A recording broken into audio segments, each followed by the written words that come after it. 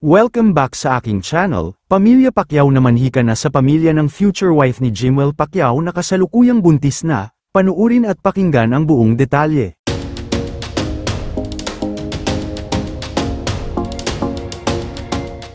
Matapos ngang mapabalita na buntis na ang napakagandang girlfriend ni Jimwell Pacquiao na isang foreigner, ay finally sa kauna-unahang pagkakataon ay magkakaroon na nga ng apo ang kanyang magulang, na sina Jinky at Manny Pacquiao.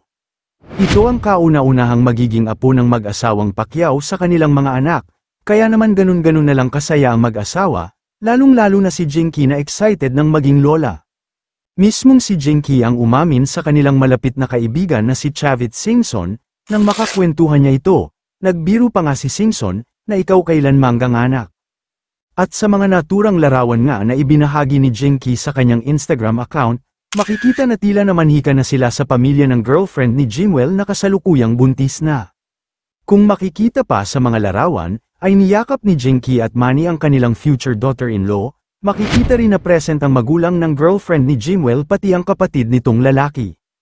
Makikita din sa isa pang larawan na tila masaya silang na-meet ang bawat isa, pagpapakita lang na maayos ang turingan nila, lalo na ang pamilya Pacquiao, na talaga nga naman masayang-masaya na na-meet ang pamilya ng babae. Makikita rin na nasa isang mahabang table sila, senyales na mukhang malapit na ding ikasal si Jimwell at ang kanyang future wife.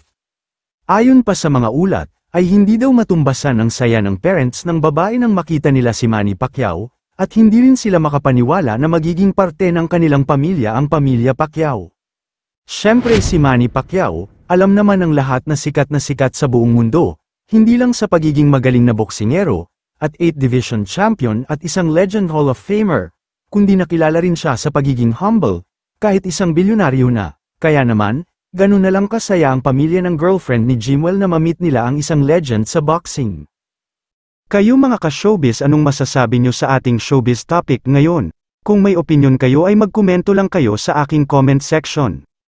At syempre kung bago pa lang kayo sa aking channel ay mag-subscribe na kayo para lagi kayong updated sa mga showbiz trends na ina-upload ko. Maraming salamat po.